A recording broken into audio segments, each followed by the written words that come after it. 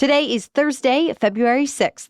We're talking about President Trump's latest action on transgender issues, this time to keep transgender athletes out of girls' sports. Also, new fears over a DEI watch list posted online as more diversity programs get scrapped. Plus, a big turnaround in Army recruitment, more changes coming to Starbucks cafes, and the biggest names in fashion coming together today. Those stories and even more news to know next. Welcome to The Newsworthy. All the day's news in around 10 minutes. Fast, fair, fun, and on the go. I'm Erica Mandy. Thanks so much for being here. You ready? Let's do this. President Trump is delivering on another culture war promise. He signed an executive order yesterday to keep transgender athletes from competing on women's and girls' sports teams at both K-12 schools and colleges. Schools that don't follow these laws can lose federal funding. As you know, this comes in the face of a highly contentious debate that's been happening for years in the U.S. On the one side, there's people like Trump who say it's not fair for girls and women who were born female to have to compete against transgender athletes. But LGBTQ advocates say trans students deserve the same opportunity as others. President Trump's latest order also tells the State Department to push the International Olympic Committee to make similar changes at the worldwide level. And whether the committee responds or not, Trump says he's going to keep transgender athletes from getting visas for the 2028 Olympics in Los Angeles. This is just the latest in a series of executive orders meant to target transgender issues. Since President Trump took office, the military has paused transgender recruits. Hospitals have canceled surgeries and prescription refills for transgender patients and turned away new patients out of fear they could lose government funding. Prisons also started the process of transferring transgender inmates from women's to men's facilities, but transgender rights groups have also filed a flurry of lawsuits, and they've seen some early wins. For example, this week, a federal judge kept prison officials from transferring 3 transgender women into male facilities, saying the move would amount to cruel and unusual punishment. Transgender service members have also sued over Trump's order banning them from the military. And families of transgender teenagers have sued over an order to ban transition-related health care to anyone younger than 19. This latest order over transgender athletes is expected to be challenged as well. President Trump defends his actions, though. He says it's all about bringing back common sense distinction between two sexes, protecting women in intimate spaces, and protecting children from life-changing procedures. And this fight will continue to play out in the courts. Less than 24 hours after President Trump announced his Gaza takeover plan, his top officials started to back away from some of his proposals. As we told you yesterday, Trump spoke about turning Gaza into the Riviera of the Middle East, where international communities could coexist. Well, his special envoy to the Middle East apparently told Republican senators yesterday that no American tax dollars will be spent. He also said Trump doesn't want to put any American troops on the ground, even though the president said the day before he would send in the U.S. military if necessary. Also, even though Trump said Gazans need to be permanently resettled in nearby countries, the White House spokesperson now says they should only be temporarily relocated for the rebuilding process. At this point, it's not clear what proposal President Trump plans to go through with. Some political analysts believe Trump's announcement Tuesday was an extreme position meant to be a starting point for negotiations. Internationally, it's been condemned by nearly every world leader, except Israeli Prime Minister Benjamin Netanyahu, who calls the proposal remarkable. To be continued. In another quick reversal, the U.S. Postal Service says it is once again accepting inbound mail and packages from China and Hong Kong. The announcement came just hours after it suspended service from the regions. That said, Trump's tariffs are still in effect for all Chinese imports. They apply an extra 10% duty and get rid of a duty-free exemption for imports worth less than $800. Now, USPS says it's working with Customs and Border Protection to sort through the collections. The Trump administration says this should keep illegal drugs like fentanyl from entering through the U.S. mail, as well as counterfeit and unsafe goods. On the other side, China calls Trump's tariffs discriminatory, saying the president is making false allegations about its role in the fentanyl trade to justify tariffs on Chinese products, and that really the U.S. is just violating trade rules. So China formally filed a dispute against the U.S. with the World Trade Organization. Granted, it typically takes years for these kinds of cases to get resolved. There's a new website sparking concerns among federal health workers. It's called DEI Watch List. It was created by a conservative watchdog group called the American Accountability Foundation that's been funded or otherwise propped up by current and former Trump officials.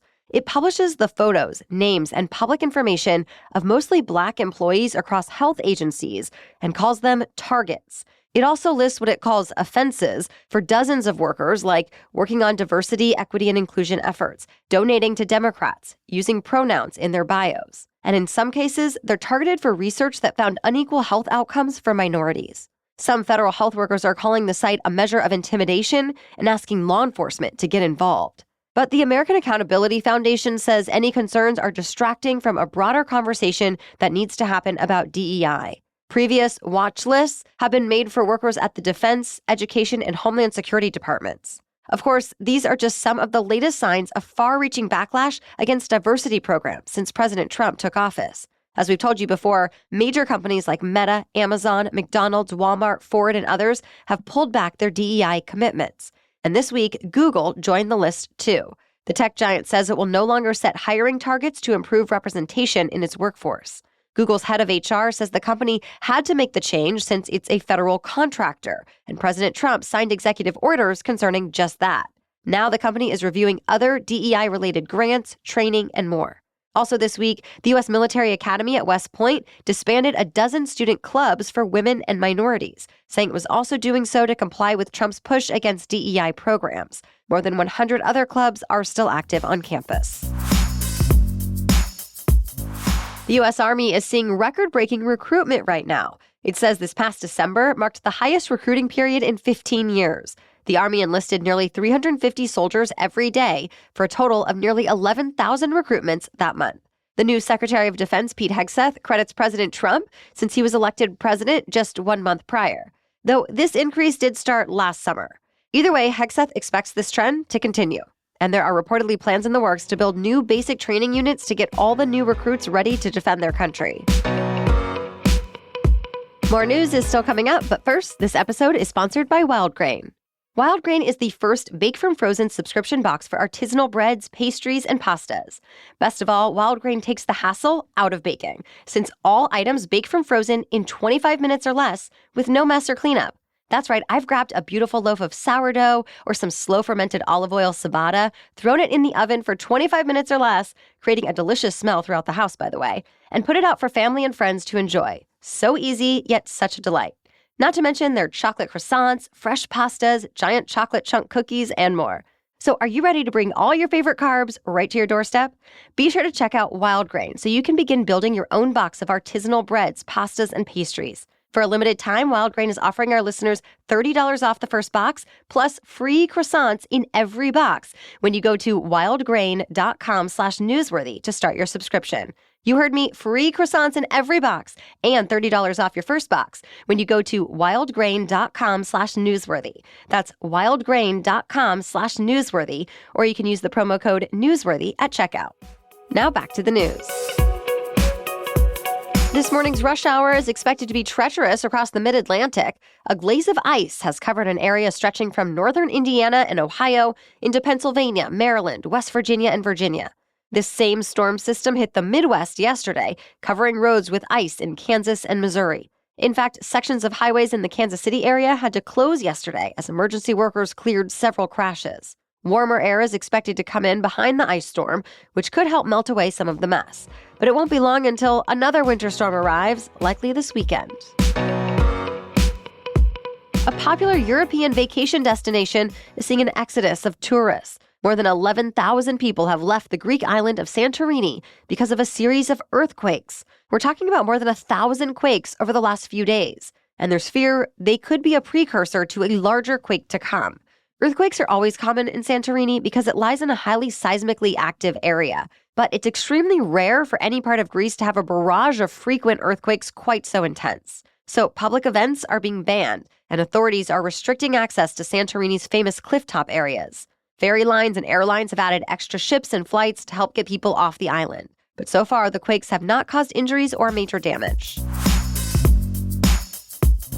Cybersecurity experts are raising new concerns about the AI tool DeepSeek. They say it has a code hidden in the programming that sends user data directly to the Chinese government, data like their identities and search queries. The app can also track users' activity on other websites. Experts tell ABC News it's something never seen in other apps, not even TikTok, that's been called a national security risk because of its Chinese parent company. Remember, DeepSeek is the AI model that upended the stock market last month, since it was apparently developed for far less money than the American competitors like OpenAI's ChatGPT. And now some lawmakers say it should be banned. As of this morning, no comment from DeepSeek. I spoke with a national security expert who specializes in technology all about DeepSeek and the AI race with China. So you can catch that conversation this weekend on our special edition Saturday episode. Starbucks has been rolling out several changes over the last couple of weeks. The latest one, new limits on mobile ordering. For example, the coffee chain will only let you order 12 items through the app instead of 15. The Starbucks CEO says it's an effort to speed up coffee ordering. The chain is also pausing price increases, removing the upcharge for non-dairy milk, and promising to deliver orders to customers in 4 minutes or less. And Starbucks is bringing back some details meant to make stores feel cozier, like condiment bars, ceramic mugs, and handwritten notes on cups. Even more changes are expected in the months ahead. For starters, Starbucks says it'll make its menu simpler, trimming about 30% of options by this fall. The iconic New York Fashion Week begins today. Some of the biggest names in the fashion industry will join celebrities and models for shows, exhibitions, and plenty of after-parties. They've traditionally been a way for designers to showcase their creations to journalists and store buyers. But in the internet era, they're also showing off to amateur fashion critics and aspiring designers. And Rockefeller Center will be streaming some of the presentations online. New York Fashion Week runs through Tuesday. That's it for the main news today, but now it's time for Thing to Know Thursday. But first, a quick break for our sponsor. Who doesn't love the good things in life? I enjoy treating myself to a little luxury here and there, though I also don't want to feel guilty for overspending. And that's where Quince comes in. Quince offers a range of high-quality items at prices within reach, like 100% Mongolian cashmere sweaters from just $50. In fact, I recently got a wool quarter-zip pullover sweater that I adore. It's so soft, warm, and goes with everything. I can throw it on for everyday errands or go out to dinner in it. And you know, I love my Quince washable silk tank. They even have 14-karat gold jewelry. And the best part, all of Quince items are priced 50 to 80% less than similar brands. By partnering directly with top factories, Quince cuts out the cost of the middleman and passes those savings on to us. And Quince only works with factories that use safe, ethical, and responsible manufacturing practices and premium fabrics and finishes. So I love that.